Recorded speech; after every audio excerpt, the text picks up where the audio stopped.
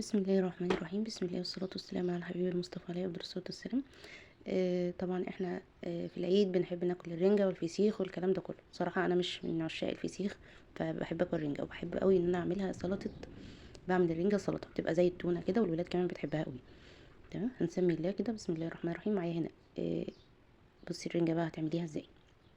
انا قطعت الدماغ بتاعها والديل قصيته كده، وبعدين هفتحها اشيل فيها اشيل منها البطن بتاعتها. انا دلوقتي بقى ايه بشيل البطن يعني قدام الكاميرا وكده. بصوا هي بطرخ كمان معايا.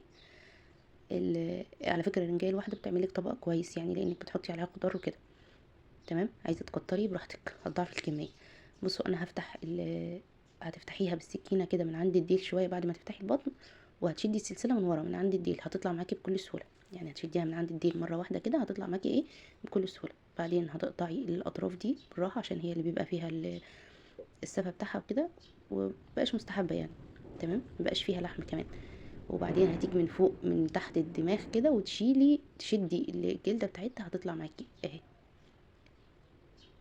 هي اتقطعت بس بتتشال بكل سهوله خالص معاكي من تحت الدماغ. من فوق بتبداي تخليها كده وتشديها بتيجي طالعه معاكي. وبعدين هقطعها بقى ايه صوابع طويله وبعدين شرايح مكعبات كده.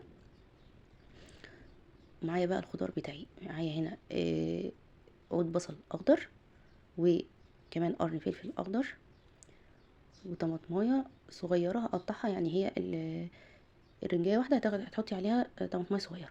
تمام، هقطعها بس مكعبات كده.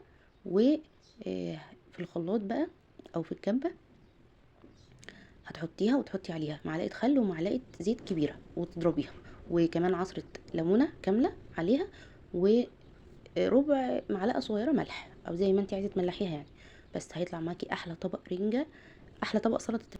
هيطلع معاكي احلى طبق سلطه رنجة ممكن تاكليها في حياتك. بجد بتبقى عاملة زي التونة كده وبيبقى طعمها تحفة. تمام، والولاد كمان بيحبوها قوي. وكل سنة وانتم طيبين يا رب.